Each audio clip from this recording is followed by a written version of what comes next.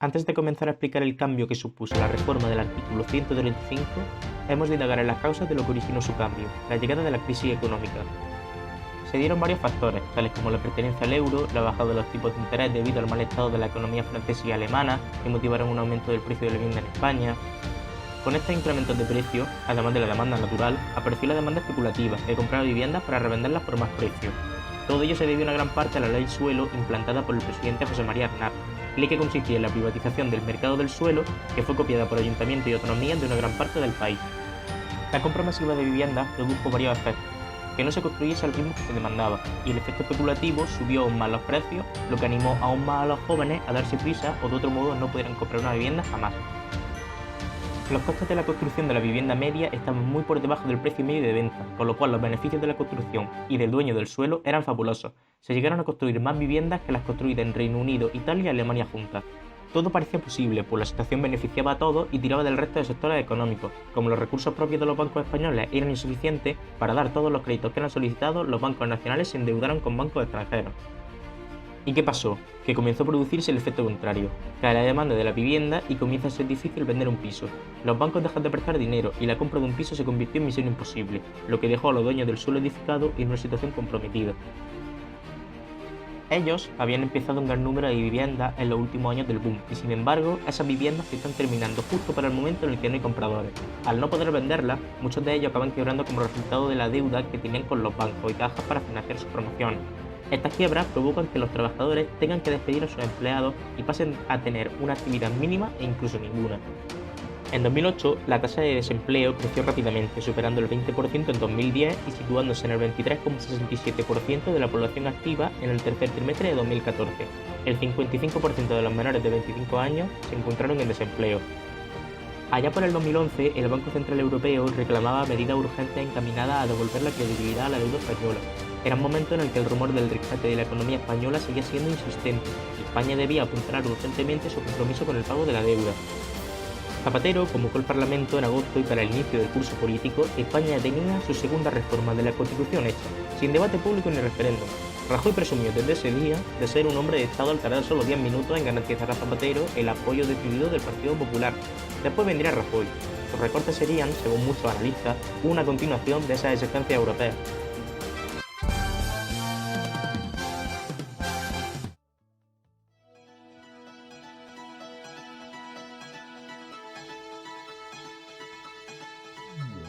España cuenta desde ahora con una ley, la de estabilidad presupuestaria, por la que ninguna administración pública podrá gastar más de lo que ingresa.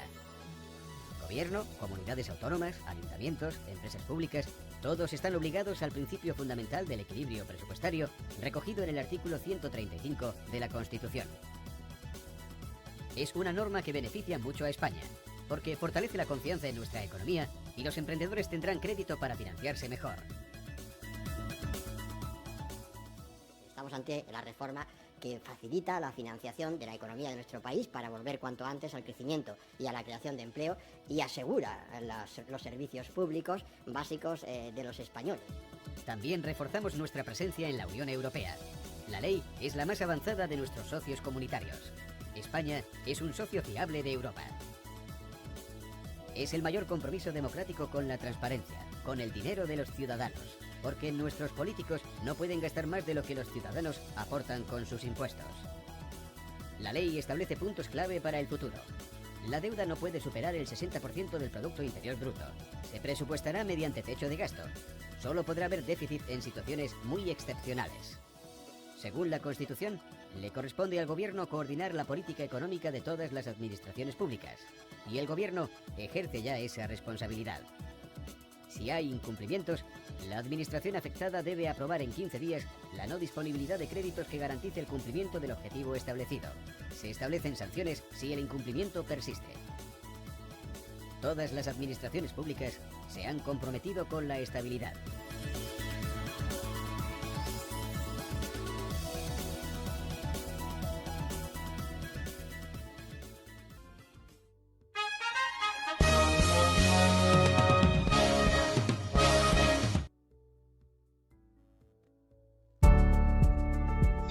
Hay que contentar a los mercados. Eso nos decían cuando la prima de riesgo estaba muy elevada y eso nos siguen diciendo cuando la prima de riesgo solo está elevada. El Estado español necesita demostrar a los mercados que cumple sus compromisos y que tiene capacidad para devolver todo el dinero que esté tomando prestado. Para lograrlo, el Estado deberá presentar unas cuentas públicas saneadas, esto es, un déficit fiscal reducido y una cantidad de deuda total aceptable. Por lo tanto, según este razonamiento, el objetivo del gobierno español debe reducir sus gastos y aumentar sus ingresos. Así nos encontramos en una situación en la que el gobierno termina reduciendo las partidas presupuestarias de educación, sanidad, prestación por desempleo, pensiones, etc. y aumentando impuestos como el IVA, los hidrocarburos, la renta de trabajo, el tabaco y el alcohol, con el objetivo final de complacer a los mercados. Pero, ¿quiénes son los mercados? Cuando hablamos de los mercados, no estamos hablando de un ente abstracto o indefinido. Los mercados tienen nombre y apellido, y con este término se hace referencia a una serie de agentes económicos que han prestado dinero al Estado español mediante la compra de títulos de deuda pública. Como se ve en el siguiente gráfico, estos son los entes públicos que poseen deuda pública española en mayo de 2013.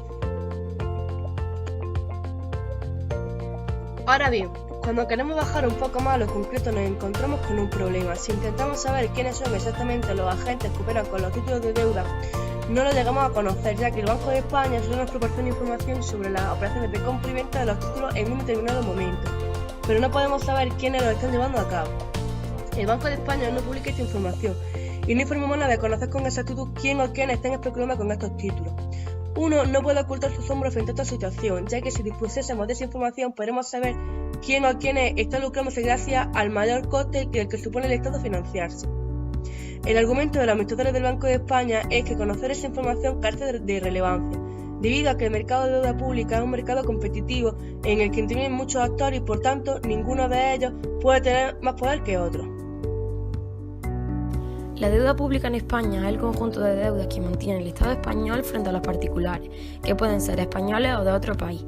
Los títulos de deuda pública existentes actualmente son las letras del Tesoro, los bonos del Estado y las obligaciones del Estado, atendiendo principalmente a su plazo de amortización. En este último año, concretamente en agosto, la deuda pública ha crecido en 1.378 millones de euros respecto a julio. Así pues, la deuda en agosto ha sido del 100,60% del PIB. La deuda pública en España ha crecido en el segundo trimestre de 2016 en 10.543 millones de euros y se sitúa en 1.106.693 millones. Si comparamos la deuda en España en el segundo trimestre de 2016 con la del mismo trimestre de 2015, vemos que la deuda anual se ha incrementado en 49.132 millones de euros. España, como puede verse en el ranking mundial de deuda pública, está entre los países con más deuda del mundo. Entre los acreedores de deuda pública española, en 2012 un 55% el Estado lo debe a entidades financieras españolas, Banco Santander y BBVA principalmente, y el resto a entidades extranjeras, principalmente bancos franceses y alemanes. La deuda externa de España es la suma de las deudas externas, tanto de la deuda externa privada como de la deuda pública, que tiene España con entidades o instituciones extranjeras. La composición de la deuda externa es la mostrada a continuación.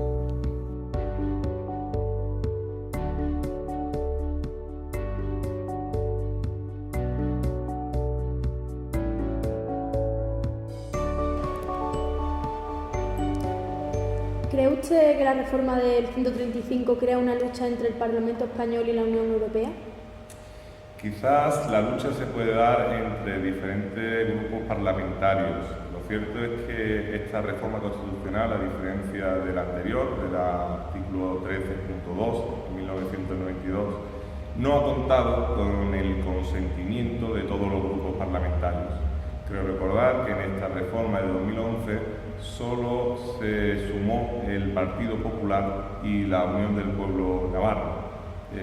Por lo tanto, salió adelante únicamente con los votos del Partido Socialista Obrero Español, Partido Popular y Unión del Pueblo Navarro. El resto de grupos parlamentarios, de partidos políticos, de hecho, tuvieron que hacer una campaña contra esta reforma, contra la agosticidad de esta campaña, de esta reforma que fue aprobada precisamente cuando todos los españoles estaban de vacaciones y no estaban pendientes de los medios de comunicación, y ellos hicieron hincapié, hicieron énfasis en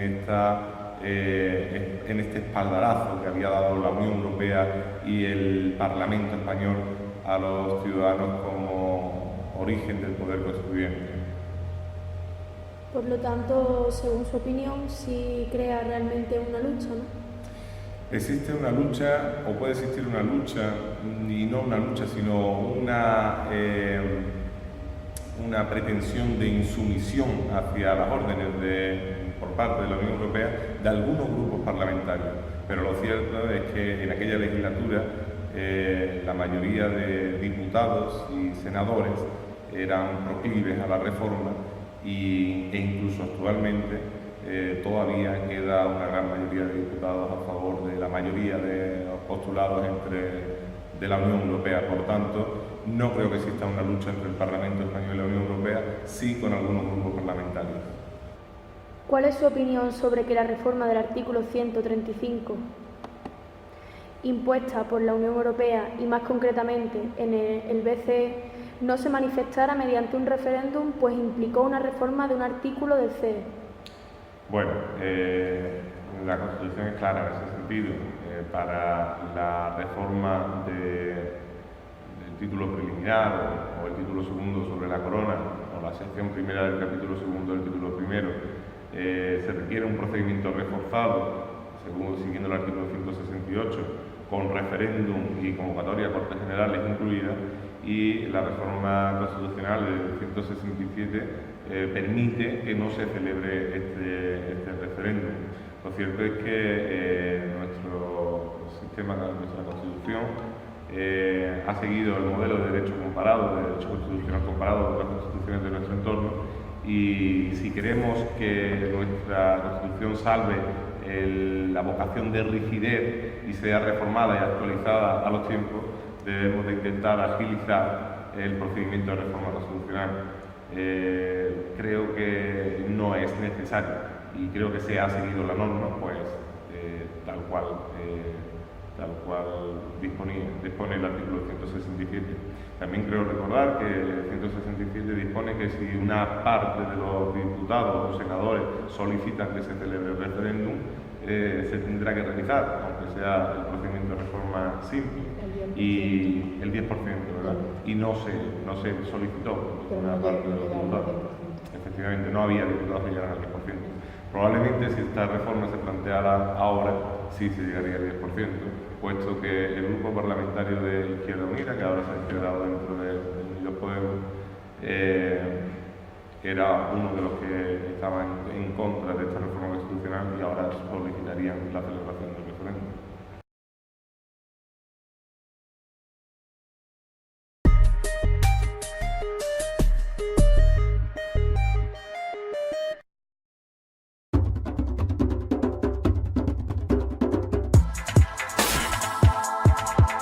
Tras ser avalada por el Congreso y el Senado, la reforma de la Constitución española que garantiza la estabilidad presupuestaria de las administraciones públicas ha quedado aprobada. El nuevo artículo 135 prohíbe al Estado y a las comunidades autónomas incurrir en un déficit estructural que supere los márgenes establecidos por la Unión Europea. Esta reforma, la segunda que sufre nuestra Carta Magna desde su promulgación en 1978, ha salido adelante con los votos del PSOE, PP y UPN, pero en contra del parecer de los grupos minoritarios.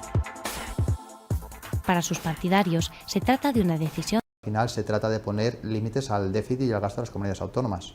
Oiga, hay una sentencia del Tribunal Constitucional en julio de este año donde decía expresamente que el Gobierno tenía los medios y los mecanismos para poner esos límites a las comunidades autónomas. Punto número 1. Y punto número 2, el Tratado de Funcionamiento de la Unión Europea ya te marca esos límites, que es derecho derivado y que se incorpora, por lo tanto, al ordenamiento jurídico español. Tampoco existe acuerdo sobre si la disciplina presupuestaria ha de estar incluida en la ley fundamental y si con ello el principio básico del equilibrio de las cuentas públicas se convierte en permanente e irrenunciable. Adicional única en el apartado tercero que te dice: los límites del déficit estructural establecidos en el artículo 135.2 de la Constitución española entrarán en vigor a partir del 2020. O sea, tanta prisa para modificar la Constitución y resulta que esos límites del déficit estructural entran en vigor en el 2020. No soy capaz de compaginar la urgencia de la cuestión con la posposición de la efectividad real de la medida hasta una fecha tan lejana. Esto hecho en periodo estival prácticamente cerrado en 2 o 3 semanas y por un procedimiento de lectura única donde el resto de grupos parlamentarios prácticamente no han podido participar ni casi presentar enmiendas, pues no parece lo más serio. Después de su aprobación, se ha abierto un plazo de 15 días para solicitar la celebración de un referéndum, para lo que se requiere la firma de 26 senadores o 35 diputados. Soy escéptico, soy muy escéptico porque... Y es que el artículo 135.3 de la Constitución se cambia y se le añade lo siguiente: el pago de la deuda es prioritario. Es decir, que si no hay para hospitales, médicos, profesores o paro o subsidios sociales, no importa, primero hay que pagar la deuda, que en el fondo, es decir, primero hay que pagarle al Santander, al Bilbao, a los bancos holandeses, a los bancos alemanes y a los bancos franceses.